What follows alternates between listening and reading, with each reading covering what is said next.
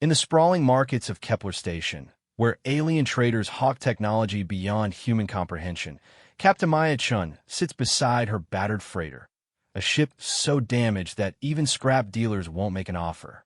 The other spacers point and laugh, calling her vessel the flying junk pile, and wondering how any human could be foolish enough to buy such obvious garbage. But Maya knows something they don't.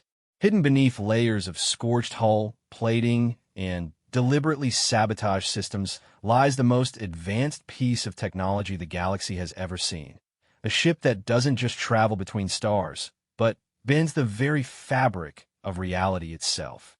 The previous owner, a dying alien archaeologist, whispered its secret with his final breath. What appears broken is merely sleeping. Now, as corporate enforcers close in and alien crime lords demand payment for debts she never owed, Maya must unlock her ship's true potential. With only her brilliant alien companion, a cat-like being whose people were wiped out for knowing too much, she's about to discover that being underestimated by the entire galaxy might just be humanity's greatest advantage.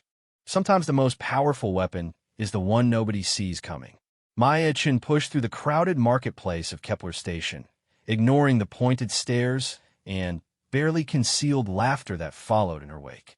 The massive orbital platform buzzed with activity as thousands of beings from across the galaxy conducted their business. But everywhere she went, conversations seemed to pause just long enough for someone to whisper about the human with the broken ship. Her destination was the far end of Docking Bay 94, where her supposedly worthless freighter sat like a monument to poor decision-making. The Wanderer, as she'd named it, looked exactly like what everyone believed it to be, a battered piece of junk that should have been scrapped decades ago. Burn marks scarred its hull in intricate patterns, several external panels hung at odd angles, and more than half the external lights flickered sporadically or didn't work at all. Maya, the familiar voice of Zix, her Kitharan companion, reached her from across the bay. The feline-like alien bounded toward her on powerful hind legs, his silver fur catching the artificial light. To most observers, Zix looked like nothing more than an oversized house cat that had somehow learned to walk upright and wear utility vest. They had no idea that his species had once been among the most advanced in the galaxy. "Any luck with the parts dealers?" Zix asked as he fell in a step beside her, his large green eyes scanning the crowd with a wariness that had kept him alive when the rest of his people hadn't been so fortunate. Maya shook her head. "They won't even waste time insulting me anymore. Apparently, trying to fix this ship has become a joke so old that even the comedians are tired of it." She gestured toward a group of Vorthan traders who were making exaggerated gestures while clearly discussing her situation. "I think that one just bet his friend that I'll be dead within the week." To be fair, Zix said with the dry humor that had endeared him to Maya during their 2 years together, the Vorthans bet on everything. I once saw one bet on which direction a piece of space debris would tumble. They reached the Wanderer's cargo ramp, which lowered with a grinding screech that made several nearby mechanics wince visibly. Maya had gotten used to the sound, but she had to admit it didn't inspire confidence in potential clients. Not that she'd had any potential clients in months. The rent notice came through again, Zix informed her as they climbed aboard. Docking Master Krull wants payment for the last 3 months, plus penalties. He's also added a public nuisance fee. Public nuisance? Maya paused at the top of the ramp. Since when is a parked ship a public nuisance? Since it started attracting tourists who want to see the human who bought the worst ship in galactic history. Apparently, there are guided tours now. Maya rubbed her temples. When she'd purchased the Wanderer from that dying Arcane scholar 6 months ago, she'd thought she was getting the deal of a lifetime. The old alien had been desperate, claiming he needed the credits to pay off some very dangerous people, and he'd practically given the ship away. It was only after the transaction was complete that Maya began to understand why. The ship's computer systems were a maze of contradictions. Some components appeared to be standard civilian-grade equipment, while others seemed far too advanced for any normal freighter. The power distribution made no logical sense, with massive conduits running to systems that appeared to be nothing more than empty boxes. Most puzzling of all, despite looking like it was held together with prayer and recycled adhesive, the ship's structural integrity readings were off the charts. "I've been thinking about what Arkeen said before he died," Maya said as they made their way to the ship's cramped bridge. "About the ship being more than it appears." Zix's ears twitched, a sign he was thinking deeply. My people had legends about ships like this, vessels that were deliberately disguised to hide their true nature. But those were just stories told to kids. What kind of stories? Ships built by the Forerunners, the species that came before all of us. They were said to be so advanced that their technology appeared primitive to less sophisticated races. Zix settled into the navigator's chair, which he'd modified with extra cushions to accommodate his anatomy. The legends claimed these ships could do impossible things, but only when the right conditions were met. Maya had heard of the Forerunners, of course. Every spacefaring species had myths about the mysterious race that had supposedly seeded the galaxy with advanced technology before vanishing without a trace. Most scientists dismissed the stories as folklore, but Maya had seen enough strange things in her years as a trader to keep an open mind. "What kind of conditions?" she asked, settling into the pilot's seat and running her hands over controls that looked deceptively simple. That was always the vague part of the stories. Something about worthy pilots and desperate need. Typical mythological nonsense. Zix paused, his whiskers twitching. But there was one detail that always stuck with me. The ships were said to reveal their true nature only when their pilots stopped trying to fix what wasn't actually broken. Before Maya could respond, the comm system crackled to life with an incoming transmission. The voice that emerged was smooth, cultured, and utterly devoid of warmth. "Captain Shun, this is Executive Director Voss of the Meridian Corporation. I believe we need to have a conversation." Maya's blood chilled. The Meridian Corporation wasn't just another trading company. They were one of the largest military contractors in the galaxy, with a reputation for acquiring what they wanted through any means necessary. What could they possibly want with a failed trader and her broken ship? "I'm sorry," Maya replied, trying to keep her voice steady, "but I think you have the wrong person. I'm just a small-time hauler." "Oh, but I don't think I do," Voss continued. "You see, we've been tracking a certain item that recently changed hands on Kepler Station. An item that was sold to you by someone who had no right to possess it." Maya glanced at Zix, whose fur was beginning to stand on end. "I don't know what you're talking about." "The ship you purchased from the Arkeen scholar belongs to us, Captain Shun. He stole it from one of our research facilities before fleeing to Kepler Station. I'm prepared to offer you reasonable compensation for returning our property, but I should warn you, our patience isn't unlimited." The transmission ended, leaving Maya and Zix staring at each other in stunned silence. If Meridian Corporation wanted the Wanderer, that meant the ship was far more valuable than it appeared. It also meant they were in serious trouble. "We need to get out of here," Maya said, her hands already moving toward the engine startup sequence. "If Meridian wants this ship, they won't hesitate to take it by force." But as she initiated the startup procedure, something unexpected happened. Instead of the usual grinding and whining she'd grown accustomed to, the ship's systems came online with a smooth, almost musical hum. Lights that had been flickering steadily for months suddenly burned with steady brightness, and control panels that had been dark or malfunctioning began displaying information in languages Maya didn't recognize. "Maya," Zix whispered, his voice filled with awe, "look at the sensor readings." The main display showed their immediate surroundings, but the level of detail was impossible.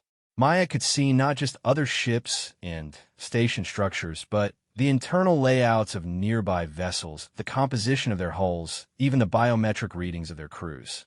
It was as if the Wanderer was seeing through solid matter. "This isn't possible," Maya breathed. "No civilian ship has sensors this advanced." "According to these readings," Zix said, studying his console with growing excitement, "this isn't a civilian ship at all.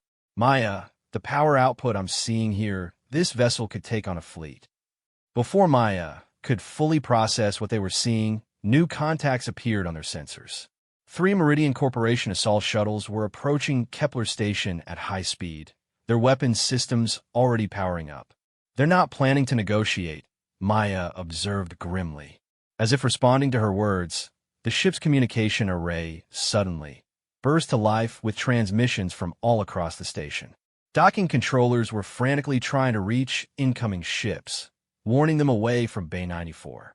Security forces were mobilizing, and through it all, Maya could hear Director Voss coordinating the attack. "All units, converge on docking Bay 94. The target ship is not to leave the station.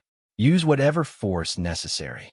Maya's hands moved across the controls with a confidence she didn't understand. Somehow, she knew exactly what each system did, as if the knowledge was flowing directly from the ship into her mind.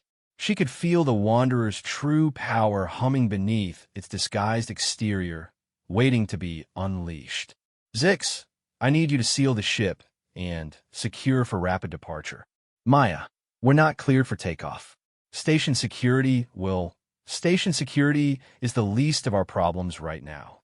The first of Meridian's shuttles had reached visual range, and Maya could see weapons ports opening along their hulls. These weren't stun weapons designed for capturing fugitives. They were military-grade ship killers. Maya engaged the engines, and the response was unlike anything she'd ever experienced. Instead of the sluggish acceleration she expected from a damaged freighter, the Wanderer leaped forward like a living thing. The artificial gravity compensated perfectly, making the sudden movement feel as smooth as breathing. "Warning, unidentified vessel." Came a transmission from station control. "You are departing without clearance. Return to your dock immediately or we will open fire." "Sorry," Maya replied, "but I think we'll pass on that offer." The Meridian shuttles moved to intercept, spreading out in a classic attack formation. Maya could see them powering weapons and targeting systems, preparing to disable her engines. What they didn't know was that she could see them preparing to fire before they'd even finished acquiring their locks. "Incoming missiles," Zix reported, though Maya had already seen them launch on her impossibly detailed sensors. Instead of running, Maya did something that should have been impossible in a cargo freighter. She accelerated directly toward the incoming fire. At the last second, she triggered what she somehow knew was a phase shift system, and the missiles passed harmlessly through the space where the Wanderer had been. The three shuttle pilots were still trying to figure out what they'd just witnessed when Maya reappeared directly behind them. Her ship's defensive systems had automatically cataloged their vessel's weaknesses, and she found herself knowing exactly where to place her shots to disable them without causing casualties. 3 precise energy bursts later, the Meridian shuttles were drifting powerless in space, their crews unharmed but thoroughly defeated.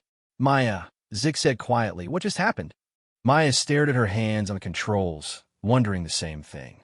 The knowledge of how to operate the ship's advanced systems had come to her naturally, as if she'd been flying this vessel her entire life. But that was impossible. She'd never seen technology like this before. "I think," she said slowly, "we just found out why everyone wanted us to believe this ship was broken." The communication system crackled with incoming transmissions from dozens of sources.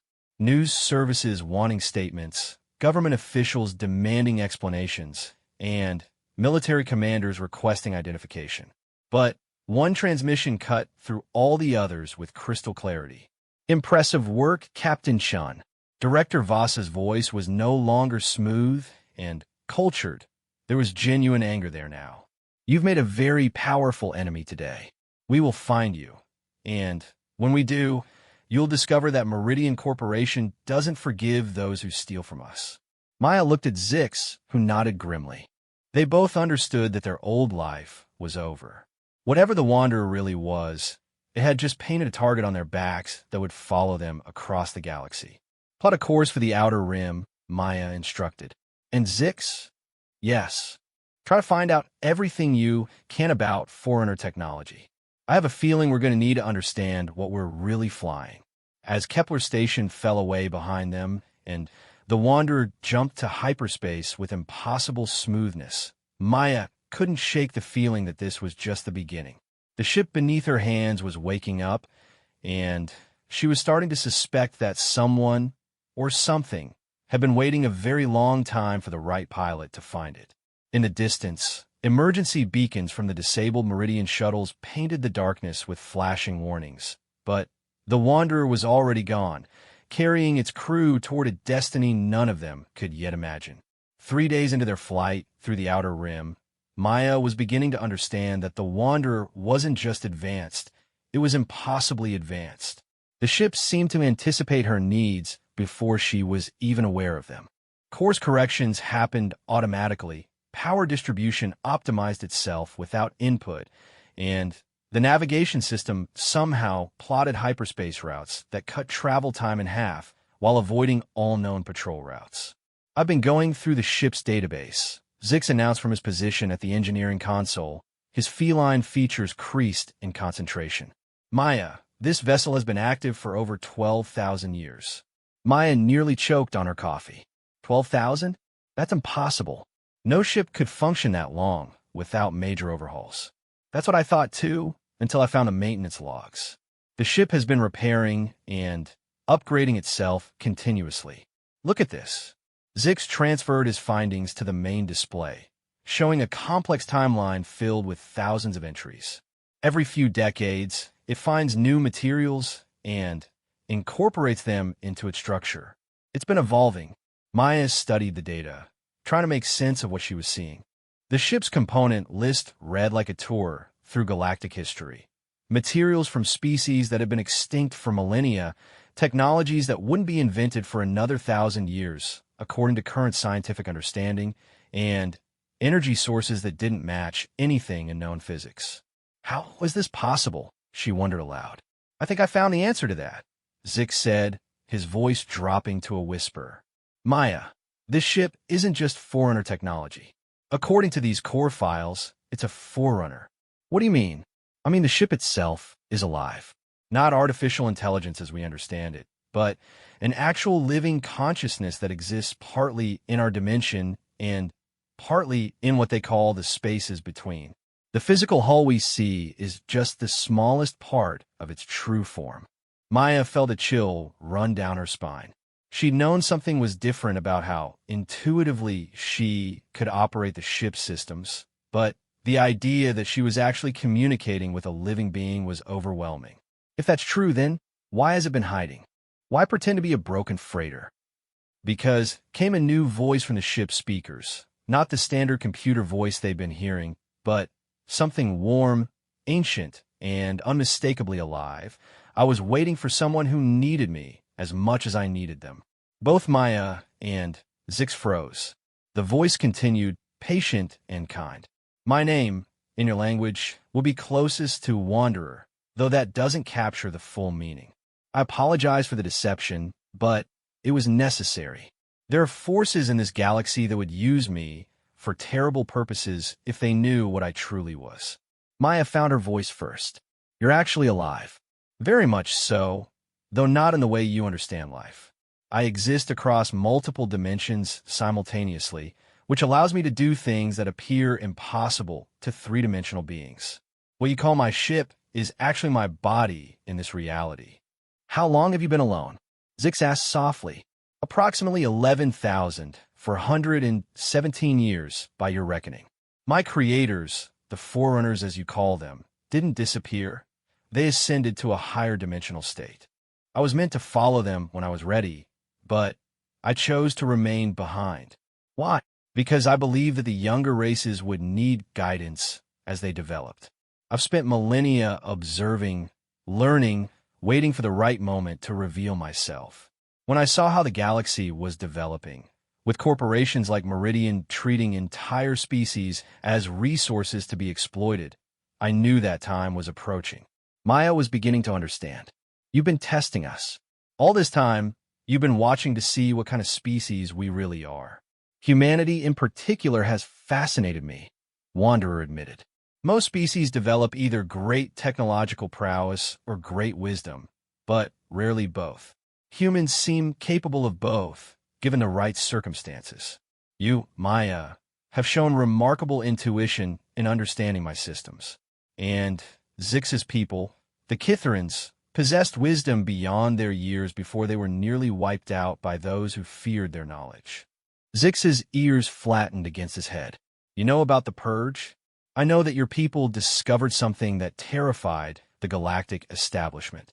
They learned to see through the deceptions that keep most species divided and conquered. That's why they were targeted for elimination. Maya was putting pieces together in her mind. The Meridian Corporation. They didn't just want you back because you were stolen. They know what you are. Director Voss has been hunting Forerunner artifacts for decades, Wanderer confirmed. He believes that controlling such technology will allow his corporation to dominate the galaxy. He's not entirely wrong. In the wrong hands, I could destroy entire star systems. But you won't let that happen, Maya said. It wasn't really a question. Not as long as I have a choice. But, Maya, you need to understand the full scope of what we're facing. Meridian Corporation isn't acting alone. They're part of something called the Hegemony, a secret alliance of the galaxy's most powerful corporations and military factions. They've been systematically suppressing advanced technology and eliminating any species that gets too close to unlocking the galaxy's deeper secrets. Like the Kithrans, Zix said bitterly. Among others, the Arkeens, the Vorthak Mystics, the Quantum Engineers of Rigel. Dozens of species over the past millennium, all eliminated or subjugated when they began to understand too much. Maya felt a growing anger in her chest. So they maintain their power by keeping everyone else in the dark. Precisely. And now, because you've bonded with me, you've made yourselves threats to their entire system of control. Bonded? Maya wasn't sure she liked the sound of that. The process began the moment you first operated my system successfully. I've been integrating with your neural patterns, learning how you think, how you process information. In return, you've been gaining access to knowledge and capabilities far beyond normal human limits. Maya thought about how naturally she'd been able to pilot the ship during their escape from Kepler Station. Is that why I could fly so well during the fight? Partially. But, Maya, you have to understand, I don't just give this knowledge away freely. The bonding process only works with individuals who have the right combination of intelligence, intuition, and moral character. I've been testing you since the day you first stepped aboard. Zix looked thoughtful. What kind of tests? Every decision you've made, every choice about how to treat others, every moment when you could have chosen selfish gain over doing what was right. Maya passed every test without even knowing she was being evaluated. Maya wasn't sure how she felt about being tested without her knowledge, but she could understand Wanderer's caution. If she really was bonded to a being with the power to destroy star systems, she supposed some screening was probably appropriate. So what happens now? She asked. Now we face a choice. We can run, try to hide in the far reaches of space, and hope the hegemony never finds us. Or we can fight back. What would fighting back look like? The hegemony's power comes from information control and superior technology. But I represent technology they can't match, and I have access to information they've been hiding for centuries. Together, we could begin exposing their secrets, freeing the species they've been suppressing. That sounds incredibly dangerous, Zix observed. It would be the most dangerous thing any of us could possibly attempt, Wanderer agreed. The hegemony has resources across hundreds of worlds. They command fleets that could glass entire planets. And they have absolutely no moral constraints when it comes to eliminating threats. Maya found herself thinking about all the species that have been destroyed or enslaved over the centuries, all the technological progress that have been deliberately suppressed, all the suffering that could have been prevented if the galaxy's most advanced knowledge hadn't been hoarded by a few power-hungry corporations. How would we even begin something like that? She asked. By finding the others, Wanderer said. I'm not the only Forerunner artifact that remains in this galaxy. There are others, some hidden, some lost, some imprisoned by the hegemony itself. If we could find and awaken them, we might stand a chance. And if we can't, then the galaxy will continue down its current path until the hegemony has absolute control over every species and every world. Eventually, they'll have consolidated enough power to attempt their ultimate goal, which is following the Forerunners to the higher dimensions, but taking control of that realm by force. If they succeed, they won't just rule one galaxy. They'll have the power to reshape reality itself. The bridge fell silent as the magnitude of what they were facing sank in. Maya looked at her hands, still feeling the strange connection to the ship's systems flowing through her mind. 3 days ago, her biggest worry had been paying docking fees. Now she was apparently bonded to an ancient living ship and facing off against a secret conspiracy that controlled the galaxy. There's something else you should know, Wanderer continued quietly. The Arcane who sold me to you. He didn't just steal me from a Meridian facility. He was my previous bonded partner. What happened to him? Maya asked, though she suspected she already knew the answer. He spent 15 years helping me evade capture and working to expose the hegemony's activities. But the strain of fighting such powerful enemies eventually broke him down. By the end, he was dying from stress-induced cellular breakdown. He came to Kepler Station looking for someone worthy to take his place. He chose me. He chose you. Somehow, despite being pursued by some of the most dangerous forces in the galaxy, he took the time to research potential candidates. Your record of fair dealing, your refusal to transport slaves or weapons to oppressive regimes, your willingness to take risks to help others, all of it convinced him you were the right choice. Maya felt a weight settling on her shoulders. Someone had died to get this opportunity to her, trusting that she would make the right choices with it. The responsibility was staggering. I need to think about this, she said finally. Of course. But, Maya, you should know, we may not have much time. My sensors are detecting increased hegemony activity across this sector. They're mobilizing resources on a scale I haven't seen in decades. What does that mean? I think they're planning something big. Something that will cement their control over the galaxy permanently. If we're going to act, we need to do it soon. Maya stood up from the pilot's chair and walked to the viewports, staring out at the swirling colors of hyperspace. Somewhere out there, billions of beings were living their lives with no idea that their freedoms were being slowly stripped away by forces they couldn't even see. The thought made her angry, but it also made her scared. What could one human, one Kithrin, and one ancient ship do against such overwhelming power? But then she remembered something her father had told her years ago, back when she was just starting out as a trader. Maya, the universe is full of bullies who think their size makes them invincible. But the thing about bullies is they've usually never faced anyone who is willing to fight back smart instead of fighting back hard. Maybe that was what the galaxy needed. Not someone with the biggest weapons or the most resources, but someone willing to fight smart. Someone who could find the bully's weaknesses and exploit them. She turned back to face Zix, who was watching her with those large, intelligent eyes that held depths of wisdom most beings never reached. What do you think? She asked him. I think, Zix said slowly, that my people were killed for trying to expose the truth about how this galaxy really works. Maybe it's time someone finished what they started. Maya nodded, feeling something settle into place in her chest, a determination that felt solid and unshakable. Wanderer, tell us about these other artifacts you mentioned. Where do we start looking? There's a facility on the prison planet Carice, 7, where the hegemony keeps their most dangerous captives. Among them is another Forerunner consciousness that has been imprisoned for over 3,000 years. Freeing him would be our first priority. A prison break, Maya mused. I have to admit, that wasn't what I expected you to suggest. The being held there is called Keeper, and he possesses knowledge that could help us locate the other artifacts. But, Maya, you should understand, Carice, 7 isn't just any prison. It's where they keep beings that are too dangerous to exist in normal society. Breaking someone out of there will send a message to the hegemony that we're serious about fighting them. And it will make us the most wanted fugitives in galactic history, Zix added. Probably, Wanderer agreed. Is that going to be a problem? Maya thought about the Arcane who had died getting the ship to her, about Zix's people who had been wiped out for seeking truth, about all the countless beings who had suffered under the hegemony's hidden rule.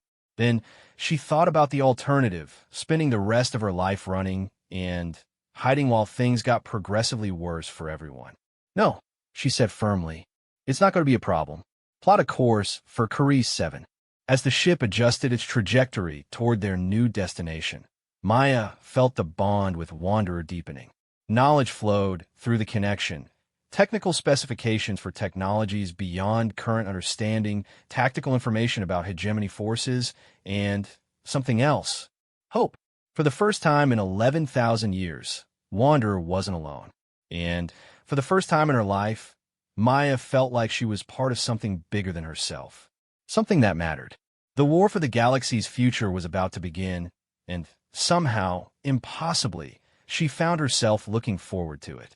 Carice 7 hung in space like a mechanical nightmare, its surface bristling with defensive installations and energy barriers that could vaporize an approaching fleet before they came within 1,000,000 kilometers. Maya stared at the tactical display, showing the prison planet's defenses, and wondered if she'd finally found something too ambitious even for their newfound capabilities. The facility houses approximately 50,000 prisoners, Wanderer reported, his voice carrying notes of ancient sadness. Most are political dissidents, scientists who discovered inconvenient truths, or members of species that the hegemony considers too dangerous to allow freedom. Keeper is held in the maximum security section, which is located 3 kilometers below the planet's surface. How do we even get close to that place without being detected? Zix asked, studying the defensive grid with professional interest. My count shows at least 200 weapons platforms, plus patrol fleets and sensor arrays that could spot a dust particle at light-year range. We don't approach it conventionally, Maya said, the knowledge flowing through her bond with Wanderer. We use the phase variance drive. Zix's ears perked up. The what now? Wanderer exists partially in higher dimensions, Maya explained, the concepts becoming clear in her mind as she spoke. He can shift us out of normal space-time just enough to become undetectable to 3-dimensional sensors, but still remain close enough to this reality to interact with it when necessary. The technique is complex and dangerous, Wanderer cautioned. If I miscalculate the dimensional variance, we could become permanently trapped between realities. I've only attempted it a handful of times in my existence, but it would get us past their defenses. It would get us close. But, Maya, even I can't maintain that state for long while carrying passengers. Once we're inside their sensor perimeter, we'll need another plan. Maya closed her eyes and let her mind wander through the tactical options Wanderer was sharing with her. The prison security was designed to keep people in rather than out, but it was still formidable. However, there might be a way to turn that against them. What if we don't try to sneak in? She said suddenly. What if we make them invite us? Explain, Zix requested. Every prison needs supplies, personnel transfers, waste removal. They have regular shipping schedules that they can't just shut down without disrupting operations. If we could intercept one of those shipments and take its place, the security codes alone would be impossible to forge, Zix pointed out. Not for me, Wanderer said thoughtfully. I've been monitoring hegemony communications for centuries. I know their encryption protocols better than they do. But, Maya, even if we get inside, getting the Keeper will be another challenge entirely. The maximum security section is isolated from the rest of the prison by multiple layers of barriers that I'm not sure even I can bypass. What kind of barriers? Temporal displacement fields, quantum locks, and something called a consciousness dampener that prevents telepathic communication. They've learned from experience that conventional restraints don't work on beings with advanced mental capabilities. Maya absorbed this information while studying the prison schematics. The facility was indeed a fortress designed to hold the impossible, but she was beginning to see weaknesses in its design. Like most hegemony installations, it relied heavily on technology and hierarchy, which meant it probably had limited flexibility when faced with truly unexpected situations. I have an idea, she said, but it's going to require us to split up, and Zix is going to have to do something extremely dangerous. I'm listening, Zix said, though his tail was already beginning to twitch in a way that suggested he wasn't going to like what he was about to hear. "Wanderer, can you create a convincing biological scan that shows Zix as a different species? Something that would qualify him as a high-security prisoner?" "Certainly, but why would we want— Oh." Wanderer's tone shifted as he understood. "You want to get him arrested." "Not arrested. Transferred." "Maya, that's insane. Even if we could convince them I'm some kind of dangerous alien, I'd be stuck in maximum security with no way to communicate with you." "Not necessarily," Maya said, the plan crystallizing in her mind. "Wanderer, you said that consciousness dampener prevents telepathic communication, right?" "Correct. But what about the bond between us? Is that telepathic, or is it something else?" There was a long pause before Wanderer responded.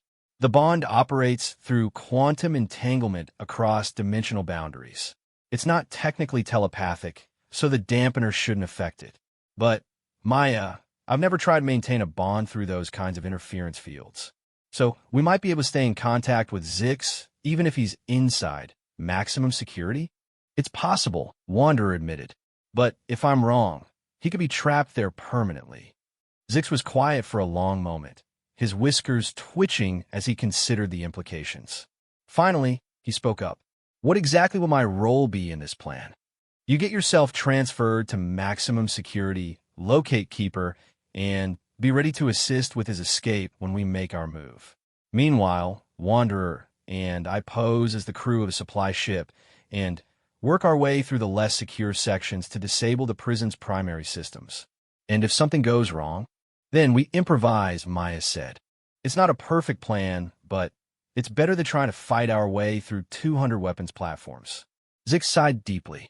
"You know, when I decided to partner with a human, I thought I was getting into the cargo business, not the prison-breaking business." "Are you backing out?" "Of course not. My people believe that truth should be free, and someone has been keeping it locked up for 3,000 years. Besides, I've always wanted to see the inside of a maximum security prison. Hopefully from the outside again soon," Maya added. Over the next several hours, they worked out the details of their infiltration. Wanderer would forge documents identifying Zix as a member of the Zorathi species, a group of shape-shifting aliens who had been completely exterminated by the hegemony 50 years earlier. The identification would automatically flag him for maximum security processing, since any surviving Zorathi would be considered an impossibly dangerous threat. Meanwhile, Maya and Wanderer would assume the identity of the transport vessel Steady Revenue, which was scheduled to deliver medical supplies to the prison in 2 days. Wanderer could easily mimic the other ship's appearance and transponder codes, and his sensors would allow them to avoid any actual contact with the real Steady Revenue crew. "There's one more thing," Wanderer said as they prepared to implement the plan. "Maya, once we're inside the prison, I won't be able to use most of my advanced capabilities without revealing what I am. The facility's sensors are specifically designed to detect Forerunner technology. So, we'll be on our own? To a large extent, yes. I can provide tactical information and maintain our disguise, but if things go badly, I won't be able to simply phase us out of danger or disable their systems remotely." Maya nodded grimly. She'd known this wouldn't be easy, but the limitations were even more severe than she'd hoped. Still, they'd come too far back down now. The phase shift to bypass Carice 7's outer defenses was unlike anything Maya had ever experienced. One moment they were looking at the prison planet through normal space, and the next, reality seemed to twist and fold around them. Colors became sounds, distances became emotions, and for a terrifying instant, Maya felt herself scattered across multiple dimensions simultaneously. Then they were through, hanging in normal space just outside the prison's inner defense perimeter. According to their sensors, they were completely invisible to the facility's detection systems. "That was—" Maya began, then stopped as her mind tried to process what she'd just experienced. "Overwhelming, I know," Wanderer said gently. "Most three-dimensional beings find interdimensional travel difficult to comprehend. You handled it better than most." They rendezvoused with a prison transport ship at the designated coordinates, and Zix was transferred aboard disguised as a captured Zorathi survivor. Watching him go, Maya felt a sharp spike of anxiety through their bond. If something went wrong, she might never see him again. He'll be fine, Wanderer assured her. Zix is more resourceful than he appears. Maya certainly hoped so, assuming their new identity as the supply ship's steady revenue. They were cleared for approach to Carice 7's docking facilities. Maya found herself holding her breath as they passed through multiple sensor sweeps, but Wanderer's disguise held perfectly. To all external appearances, they were exactly what they claimed to be. The docking process was surprisingly routine. Prison officials processed their cargo manifest with bureaucratic efficiency, and within an hour they were unloading medical supplies in the facility's massive storage base. Maya had expected high security, but the interior of the prison felt more like a corporate office complex than a fortress. Remember, Wanderer whispered through their private communication channel, the real security here isn't physical barriers, it's isolation. They can afford to be casual about internal security because they believe escape is impossible. Maya nodded and continued playing her role as a cargo supervisor while quietly mapping the facility's layout through her bond with Wanderer. The prison was enormous, with dozens of levels extending deep into the planet's crust. Most of the prisoners were housed in standard cells that, while secure, weren't much different from civilian detention facilities. But the maximum security section was another matter entirely. According to the schematics Wanderer was sharing with her, it was a complex of specially designed containment units, each one customized for its specific occupant. Some prevented physical escape, others blocked mental abilities, and a few seemed designed to contain things that Maya couldn't even identify. I'm getting readings on Zix, Wanderer reported. He's been processed and is being transferred to level -15. That puts him just 3 levels above Keeper's location. Any problems with the biological scan? They bought it completely. In fact, they seem excited about having captured a genuine Zorathi specimen. I'm picking up communications about research protocols and experimental procedures. Maya felt her jaw tighten. The casual way the hegemony discussed experimenting on sentient beings was a reminder of exactly what they were fighting against. Over the next several hours, Maya and the disguised Wanderer worked their way deeper into the prison under the pretense of delivering specialized medical equipment. The further they went, the more obvious it became that this facility held beings that posed genuine threats to the hegemony's power structure. She saw cells containing individuals from species she didn't recognize, some of whom seemed to exist partially in other dimensions. There were scientists whose research had apparently proven inconvenient to corporate interests, and politicians who had tried to expose corruption. Most disturbing of all were the empty cells, thousands of them, with plaques indicating their former occupants had been processed for termination. Maya, Wanderer's voice carried a note of urgency. I'm detecting unusual energy readings from the maximum security section. Something's happening down there. What kind of energy readings? The same type I generate when accessing higher dimensions. I think Keeper is trying to escape on his own. Maya felt her heart rate spike.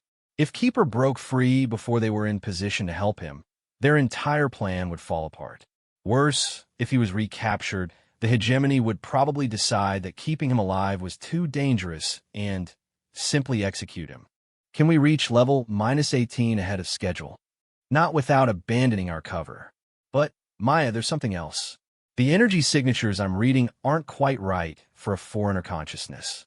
They're similar, but different somehow. Different how? I'm not sure. But I think Keeper might not be exactly what we expected. Before Maya could ask for clarification, alarms began blaring throughout the prison. Emergency lights bathed the corridors in red, and automated voices began announcing a security lockdown in the maximum security section. Attention all personnel, the announcement continued. Containment breach in progress. Level -18 is now under quarantine protocols. All non-essential staff evacuate immediately. Maya looked at Wanderer's holographic disguise, seeing her own concern reflected in his artificially generated expression. Their careful infiltration plan had just become a desperate rescue mission. Time for improvisation, she said. Agreed.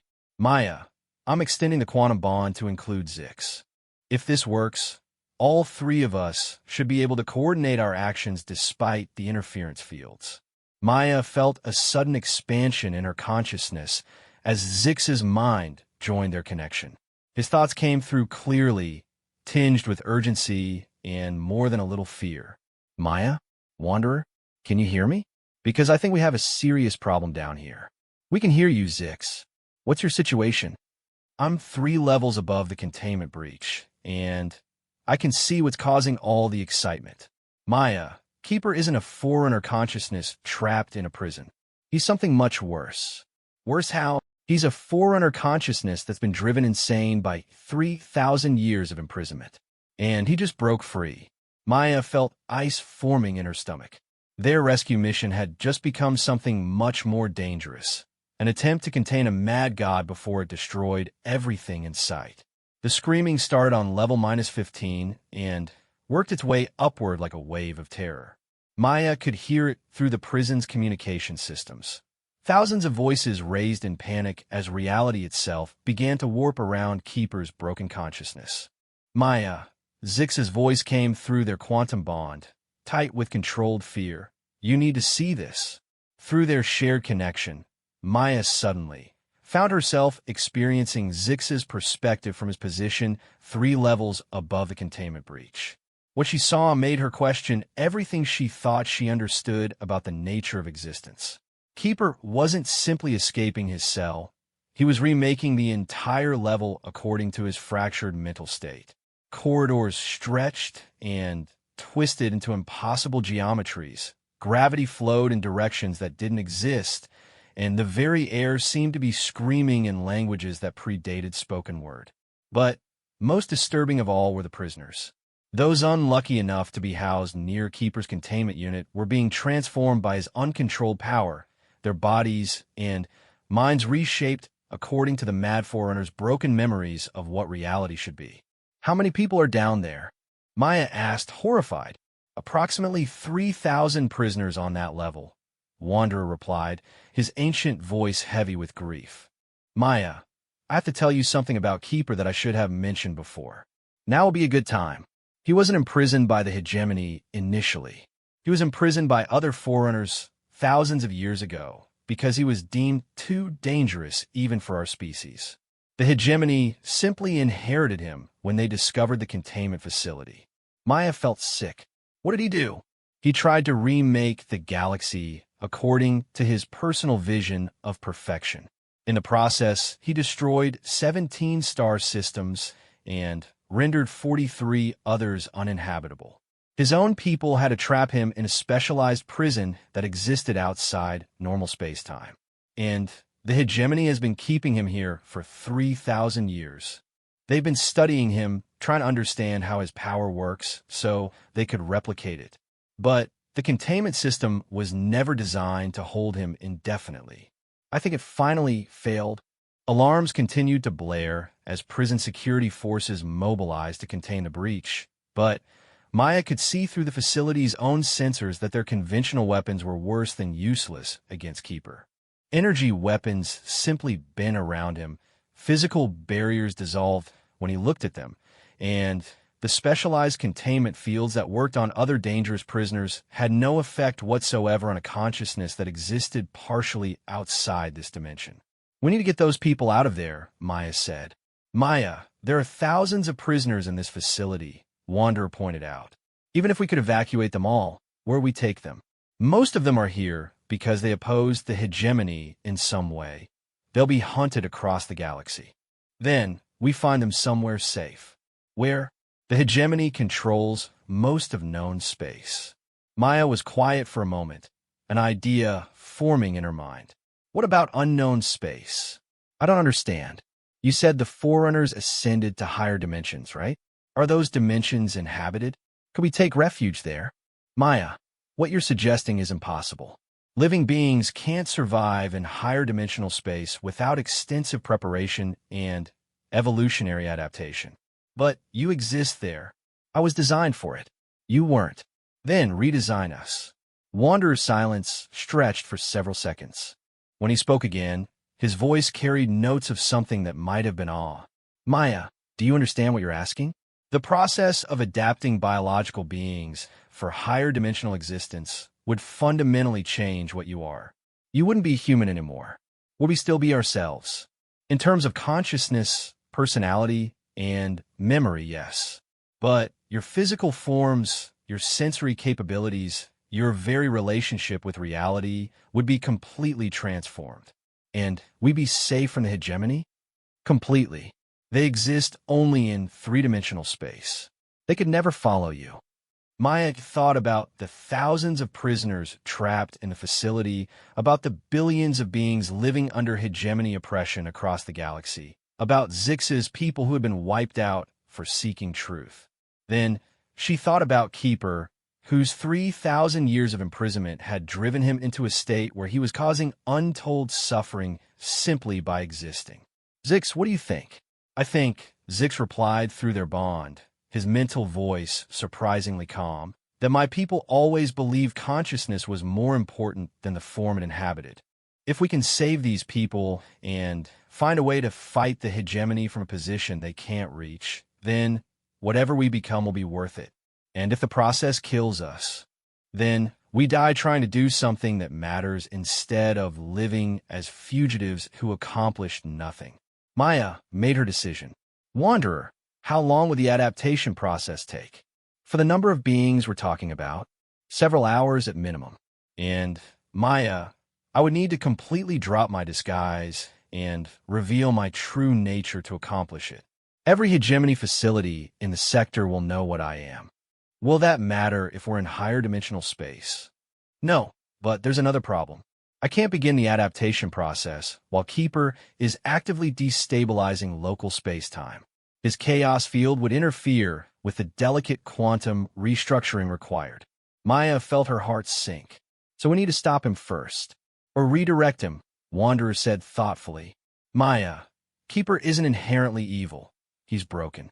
3,000 years of imprisonment would drive any consciousness to madness. But if we could reach him, help him remember who he used to be, how do we communicate with someone who's rewriting reality every time he thinks? Very carefully, and with something he would recognize as familiar. Maya was beginning to understand. Another forerunner consciousness. Exactly. But, Maya, the risk is enormous. If Keeper perceives me as a threat, he could destroy me entirely. And, without me, you'd have no way to complete the adaptation process. Is there any other choice?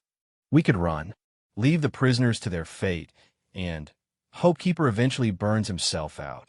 Maya thought about the voices she'd heard screaming through the communication system, about the 3,000 people being transformed by forces they couldn't understand or control.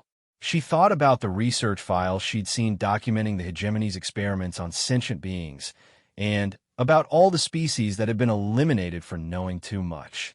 No, she said firmly. We don't abandon people.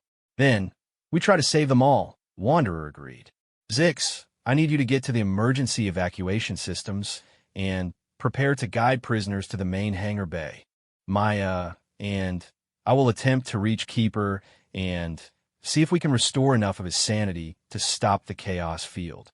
And if you can't, then you evacuate as many people as you can and hope we can at least contain the damage.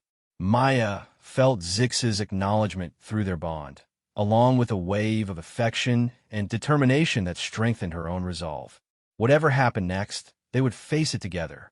The journey to level -18 was like descending through layers of increasingly distorted reality. By the time Maya and Wanderer reached the maximum security section, the normal laws of physics had become merely suggestions. Corridors branched in directions that shouldn't exist, gravity shifted randomly, and the air itself seemed to be alive with possibilities.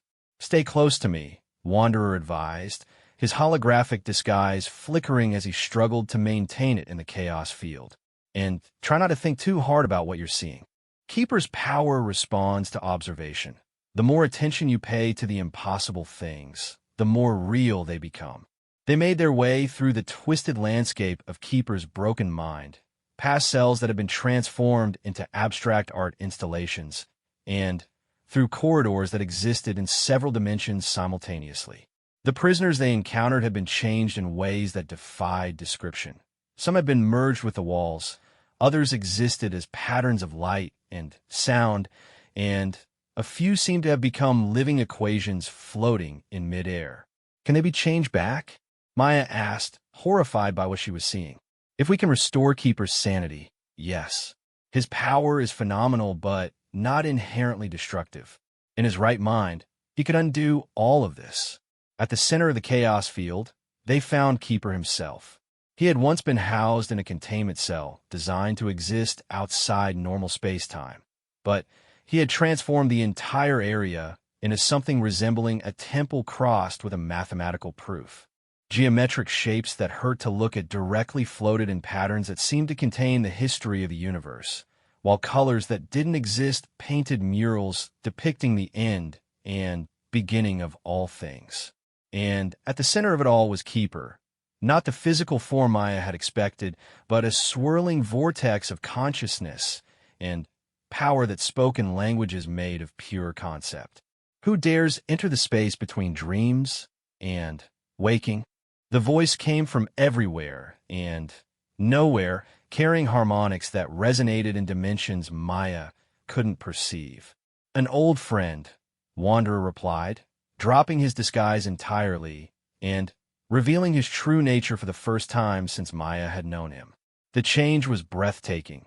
Suddenly, she could see him as he really was, a being of living starlight whose form extended into realms beyond her understanding. Keeper's attention focused on them with the weight of colliding galaxies. Wanderer, brother of the deep paths? But you chose to remain behind, to watch over the lesser races. As did you once, before your imprisonment broke your mind. Broke? No, one that it refined, purified. 3,000 years of contemplation have shown me the truth. The younger races are chaos given form. They must be remade into perfection or destroyed for the harmony of all existence. Maya felt the mad forerunner's attention turn to her, and suddenly every atom in her body was being analyzed, categorized, and found wanting. And what is this? A lesser being bonded to your essence? Wanderer, you have contaminated yourself with primitive consciousness. This primitive consciousness, Maya said, stepping forward despite every instinct screaming at her to run, is trying to save the people you're accidentally torturing. Keeper's focus on her intensified until she felt like she was standing in the heart of a star. Accidentally? There are no accidents, lesser being. Every transformation is deliberate. Every change an improvement. Look around you. Maya gestured at the twisted landscape surrounding them. Do these people seem improved to you? Do they look happy? Happiness is inefficient. They have been given perfect forms for their functions. What functions? What are you trying to accomplish here? For a moment, Keeper's chaotic emanations paused.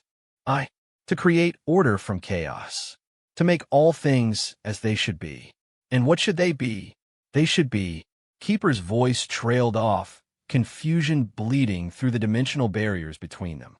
I remember wanting to help them, to guide them to enlightenment. But they kept fighting, kept choosing chaos over perfection. Maya felt a surge of understanding. So you decided to force them to be perfect. Force. No, yes. They could not see what they needed to become. So I showed them, by destroying them, by improving them. Keeper, Wanderer interjected gently. Look at what you've done here. Really look with clear sight. Are these beings improved, or are they suffering? The chaos field flickered as Keeper's attention turned inward, examining his recent actions with something approaching clarity. The geometric impossibilities around them began to slow their impossible rotations. What have I done? The moment of sanity was brief, but powerful. In that instant of clarity, Maya felt the full weight of Keeper's accumulated madness and guilt, 3,000 years of isolation, rage, and twisted logic that had corrupted one of the most powerful beings in the galaxy. I can't undo it, Keeper whispered, his voice suddenly small and broken. 3,000 years of mistakes, Wanderer. How does one undo 3,000 years of mistakes? One choice at a time, Maya said softly, starting with choosing to stop making new ones.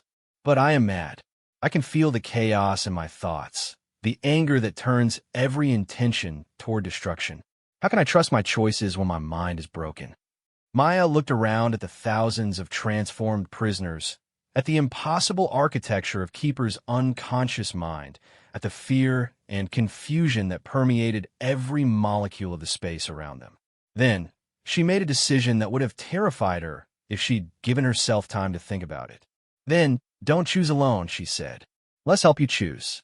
All of us, Wanderer, Zix, the prisoners you've changed, even the hegemony forces trying to contain you. Make your choices with the input of the people who will be affected by them. You would trust me with such decisions? After what I have done, I'd trust you to try to do better. That's all any of us can do. Try to do better than we did before. Keeper was silent for a long moment, his chaotic emanations gradually settling into more stable patterns. It would require vulnerability, admitting that I do not know what is best, accepting input from beings I once considered inferior. The hardest part of wisdom, Wanderer observed, is learning when we don't have it. Finally, Keeper spoke again, his voice carrying a note of fragile hope. I would like to try, but first, I must undo the damage I've caused here. And I will need help. My perception is still too corrupted to see clearly what needs to be changed. Maya felt a surge of relief, so intense it made her knees weak. They had done it. Somehow, impossibly, they had talked a mad god into choosing sanity over destruction. But even as the chaos field began to stabilize and the impossible architecture started reverting to normal prison corridors, Maya knew their real challenges were just beginning. Because somewhere above them, hegemony forces were mobilizing to contain what they perceived as the greatest threat to their power in millennia. And they weren't entirely wrong. The restoration process took 6 hours and required every ounce of Keeper's remaining sanity to complete. Maya watched in awe as the mad Forerunner consciousness carefully, painstakingly reversed each transformation he had imposed on the prisoners. Bodies that had been merged with walls separated cleanly, beings who had been turned into living equations regained physical form, and the impossible architecture of the maximum security section gradually returned to merely improbable. But even as Keeper worked to undo his damage, Maya could feel the hegemony forces above them mobilizing for something unprecedented. Through Wanderer's sensors, she watched as more ships arrived in orbit around Carice 7. Not just standard prison security vessels, but full military fleets equipped with weapons designed to crack planets. They're not planning to contain this, she realized with growing alarm. They're planning to sterilize the entire facility. I had hoped we would have more time, Wanderer admitted. But Director Voss has apparently decided that the risk of Forerunner technology falling into the wrong hands outweighs the value of the prison and everyone in it. Through their quantum bond, Maya felt Zix's urgent communication from the upper levels. Maya, you need to know, they're not just evacuating prison staff. They're loading corporate executives and high-value researchers into escape pods. Everyone else is being left behind. How long do we have? Maya asked. Based on their charging patterns, I estimate 18 minutes before the orbital bombardment begins, Wanderer replied. Maya looked around at the thousands of prisoners who were slowly recovering from Keeper's transformations. Most were weak, confused, and in no condition to move quickly. Even with the prison's own evacuation systems, there was no way to get them all to safety in 18 minutes. Keeper, she called out to the ancient consciousness, we need to accelerate the plan. Can you help Wanderer begin the dimensional adaptation process now? For this many beings? Maya, the process is delicate under the best circumstances. Rushing it could kill everyone we're trying to save. And not rushing it will definitely kill everyone when the hegemony turns this place into a crater. Keeper's manifestation flickered as he considered the impossible timeline. There might be a way, but it would require perfect coordination between 3 Forerunner-level consciousness and the willing participation of every person being adapted. 3 Forerunner-level consciousness. Maya asked. We only have 2. You bonded with Wanderer, Keeper explained patiently. The bond has been changing you at a fundamental level, preparing your consciousness for dimensional transcendence. You're not fully there yet, but you might be close enough to serve as a third anchor point for the process. Maya felt a chill of uncertainty. She could sense the changes Keeper was referring to. Her perception had been expanding gradually over the past days, allowing her to see and understand things that should have been beyond human comprehension. But the idea of using those abilities to help transform thousands of people was terrifying. What exactly would I need to do? Serve as a bridge between dimensions. Your consciousness would need to exist simultaneously in three-dimensional space and the higher realms, allowing us to guide the adaptation process for beings who aren't naturally equipped for the transition. And if I get it wrong, the best-case scenario is that the process fails and everyone dies in the bombardment. The worst-case scenario is that you create a cascade failure that tears holes in reality itself. Maya looked around at the thousands of faces staring back at her. Beings from dozens of species, most of whom had been imprisoned simply for opposing the hegemony's vision of galactic order. Scientists, artists, political dissidents, members of species that had been targeted for extinction. All of them were depending on her to make a decision that could save or doom them all. Zix, she called through their bond, get down here. If we're going to do this, I want us to be together. On my way, Maya turned to address the crowd of prisoners, many of whom were still recovering from their transformations, but all of whom were aware enough to understand the gravity of their situation. Listen to me, she called out, her voice carrying further than it should have in the vast chamber. In about 15 minutes, the people who imprisoned you are going to try to kill us all to prevent us from escaping. We have a chance to get away, but it means leaving this reality entirely. We're offering you the chance to evolve into something new. Beings who exist in higher dimensions where the hegemony can never reach you. A murmur ran through the crowd as the implication sank in. What does that mean exactly? Called out a voice from the crowd. An elderly human woman whose eyes held depths of intelligence that suggested why she might have been considered dangerous. It means you won't be human anymore, or Andromedan, or whatever species you are now, Maya replied honestly. Your consciousness will remain the same, but your form and capabilities will be fundamentally transformed. You'll be able to see and interact with realities that most beings can't even imagine. And if we refuse, asked another prisoner, then you die when the orbital bombardment begins. I'm sorry, but those are the only 2 choices we have. The debate that followed was brief, but intense. Some prisoners were terrified by the idea of such fundamental change, while others embraced it as the ultimate freedom from their oppressors. But as the minutes ticked by and explosions began to echo from the upper levels of the prison, even the most hesitant began to accept that transformation was preferable to annihilation. Zix arrived just as the decision was reached, his first singe from fighting through the security forces that were now flooding the facility in a desperate attempt to escape before the bombardment began. Are we really going to do this? He asked, settling beside Maya, as Wanderer and Keeper began to generate the energy fields necessary for mass dimensional adaptation. Unless you have a better idea. Actually, I do have one suggestion, Zix said thoughtfully. When we complete the transformation, what's to stop us from simply running away and leaving the galaxy to its fate? We'll be safe in higher dimensions, but the hegemony will still be oppressing billions of people. Maya had been wondering the same thing. What are you thinking? I'm thinking that beings who exist in higher dimensions probably have capabilities that three-dimensional tyrants can't defend against.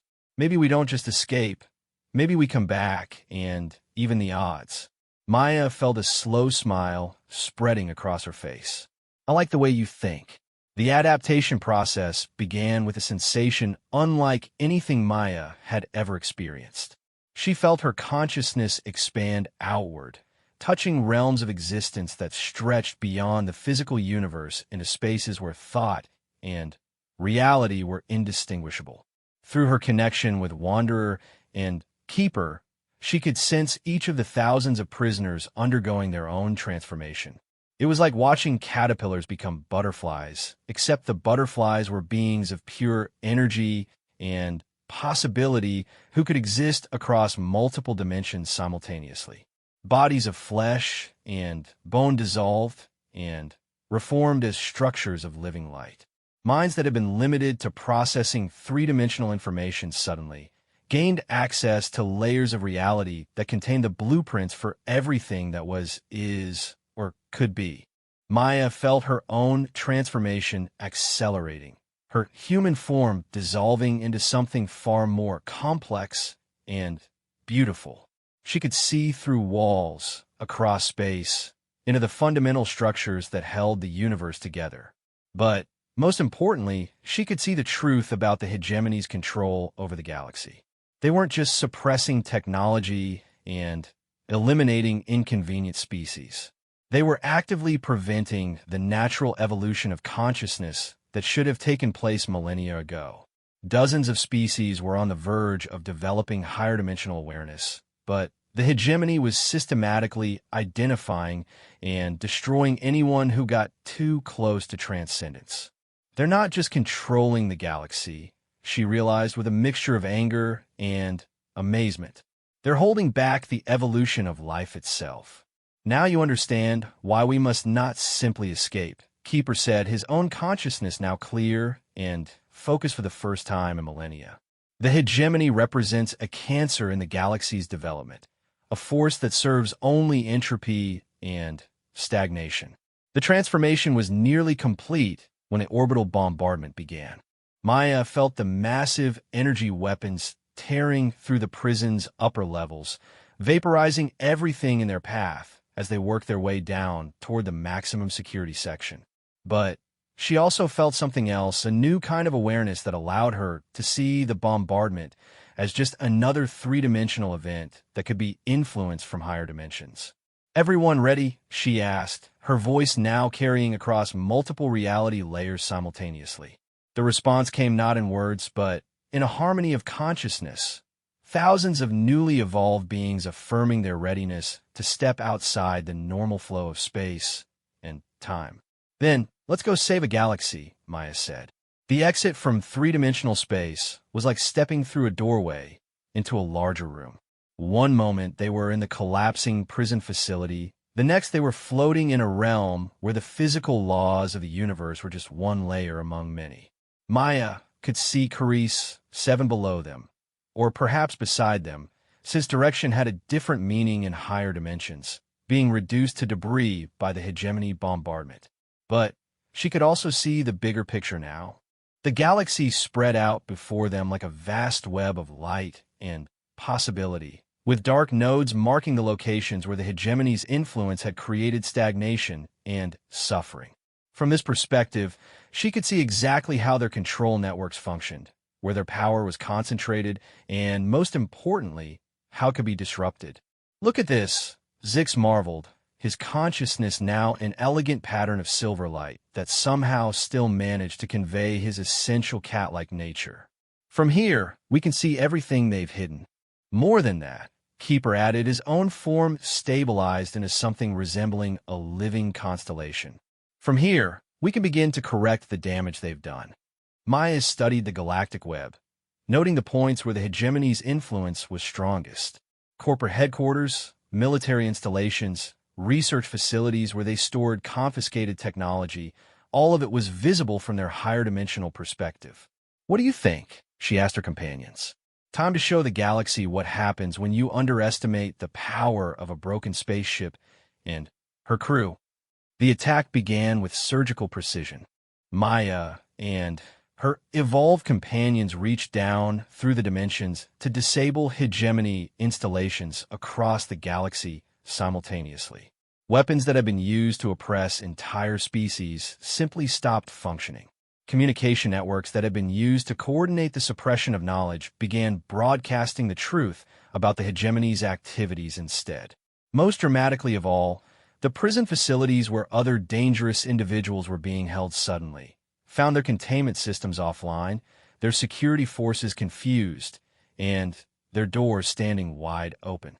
Within hours, the galaxy was experiencing the largest simultaneous uprising in recorded history. Species that had been held down for centuries suddenly found themselves free to pursue their natural development. Technologies that had been suppressed for millennia were suddenly available to anyone who needed them. And the carefully maintained power structure that had kept the hegemony in control for so long began to crumble. Director Voss's final transmission came from the Meridian Corporation's primary headquarters as it was being overrun by liberated prisoners and newly awakened populations. "This isn't over," his voice crackled through space with desperate fury. "You may have won this battle, but there are forces beyond the hegemony, older and more powerful. You have no idea what you've unleashed."